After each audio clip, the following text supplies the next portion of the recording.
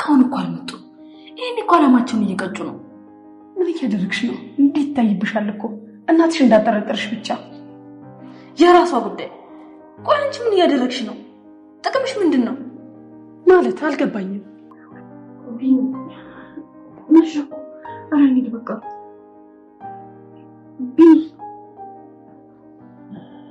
ወይድ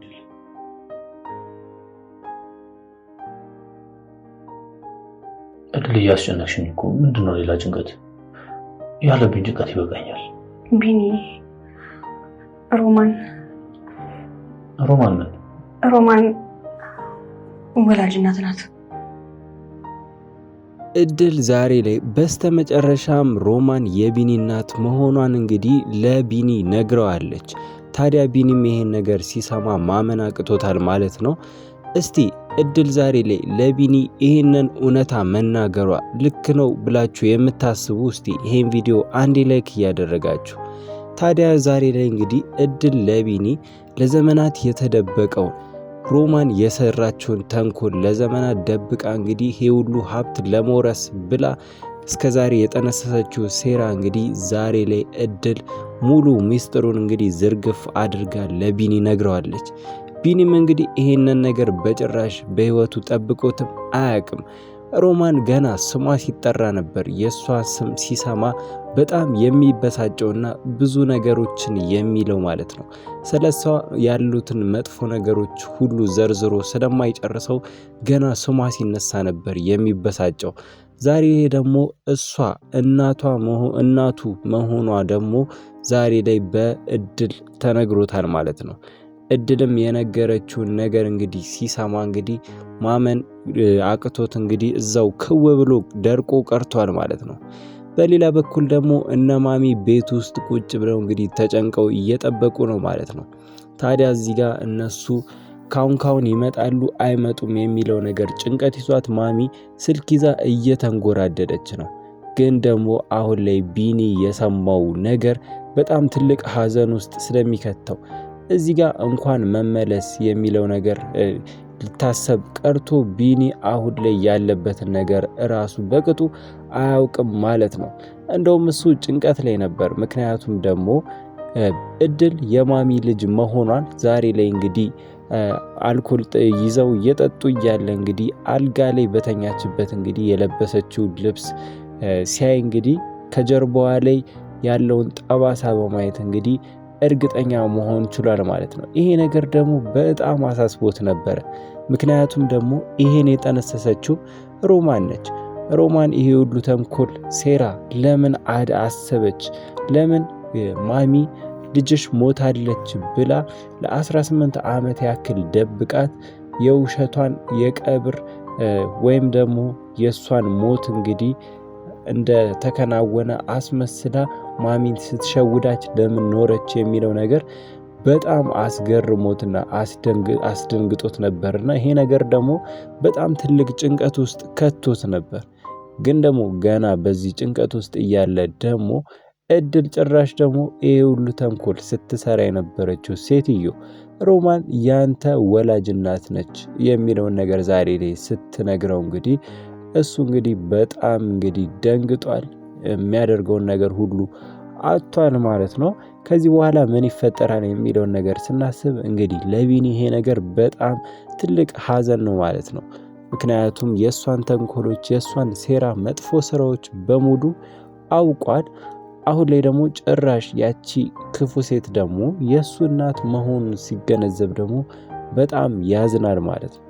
ወደ ቤትም እንግዲህ ሲመለሱ ይሄ ነገር መፈጠሩ አይቀርም። እዛ ቤት ውስጥ ከባድ ጸብ አይቀርም ማለት ነው። ገና ሮማንን ሲያያት እንግዲህ አንቆ እንግዲህ ሊይዛትም ይችላል ማለት ነው።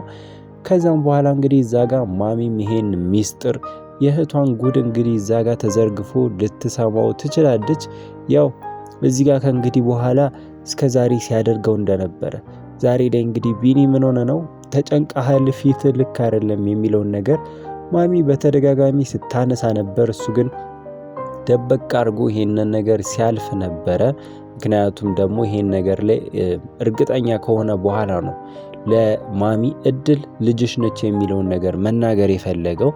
እስከዛው ድረስ ግን ደበቅ አድርጎት ነበር። ዛሬ ላይ ግን የሰማውን ነገር መቼም መደበቅ አይችልም። በጣም ከአቅም በላይ የሆነ ነገር ነው። ስለዚህ ማሚን ብትሆን ይሄን ነገር የእህቷን ጉድ መስማቷ የማይቀር ነው ማለት ነው።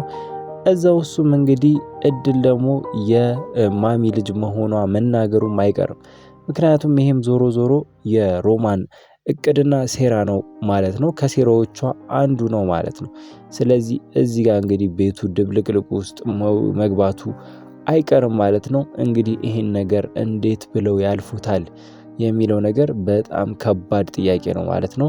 ያው እዛ ጋር እንግዲህ ሮማን ወይ እንግዲህ ትጠፋለች፣ ካልሆነ ግን ከባድ ነው። ምክንያቱም እዚህ ጋር ሁለት በጣም ከባድ የሚባሉ ወንጀሎችን የሰራችው። አንደኛው እንግዲህ የራሷን ልጅ ማደጎ ቤት ወስዳ ከዛ በኋላ እህቷ እንድታሳድግና ከዛ ውርስ ለማግኘት ነበር የፈለገችው። እንደውም ይሄ ቀላሉ ነው። ሁለተኛ ላይ ያደረገችው ግን በጣም ከባድ ነው። ምክንያቱም የእህቷን ልጅ ሳትሞት እንደሞተች አድርጋ የመኪና አደጋ ሲደርስ እንግዲህ ያንን እንደ አጋጣሚ በመጠቀም እንግዲህ ለ18 ዓመት ሙሉ መለያየቷ ይሄ በጣም ትልቅ ወንጀል ነው ማለት ነው።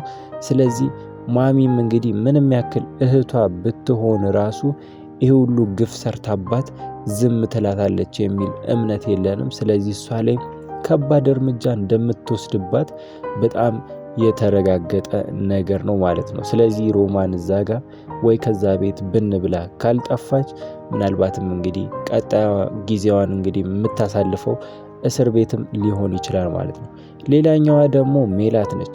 ሜላት እንግዲህ እዚህ ጋር በአንድ በኩል ትደሰታለች፣ በአንድ በኩል ደግሞ ታዝናለች ማለት ነው። የምትደሰትበት ነገር እንግዲህ እዛ ጋር ቢኒና እድል መፋቀር አይችሉም ከዚህ በኋላ ማለት ነው። ምክንያቱም ሁለቱም የእህታማቾች ልጆች ናቸው። ስለዚህ ሁለቱም ቤተሰብ አንድ ስጋ ዘመድ ናቸው ማለት ነው። ስለዚህ ይሄ ነገር ደግሞ ለሜላት ሊያስደስታት ይችላል። ሁለቱ ያላቸውን ግንኙነት ሲያቆሙ እሷ ከቢኒ ጋር የመቀራረብና አንድ ላይ የመሆን እድሉን አገኛለሁ የሚለው ነገር ሊሰማት ይችላል። ሌላው ደግሞ ሜላትን ሊያናድዳት የሚችለው ነገር ደግሞ እስከዛሬ ስትንቃት የነበረችው ገረድ ብላ ስታንቋሽሻት የነበረችው ልጅ እድል የማሚ ልጇ መሆኗን ስታውቅ እንግዲህ ከሷ በላይ እንግዲህ ትልቅ እዛ ቤት ውስጥ ክብር ሊሰጣት የምችለው እንግዲህ እድል ነች ማለት ነው። ምክንያቱም ማሚ የወለደቻት ልጅ ስለሆነች ማለት ነው። ስለዚህ በዚህ ነገር እንግዲህ በጣም ልታዘን ትችላለች ማለት ነው። ምክንያቱም እሷ እንግዲህ ከዚህ በኋላ እድል ዝቅ የምትደረግበት ሁኔታ አይኖርም። ከዚህ በኋላም እንግዲህ የቤት ሰራተኛ አትደረግም ማለት ነው። ምናልባትም ሌላ የቤት ሰራተኛ ሊቀጥሩ ይችላሉ ማለት ነው።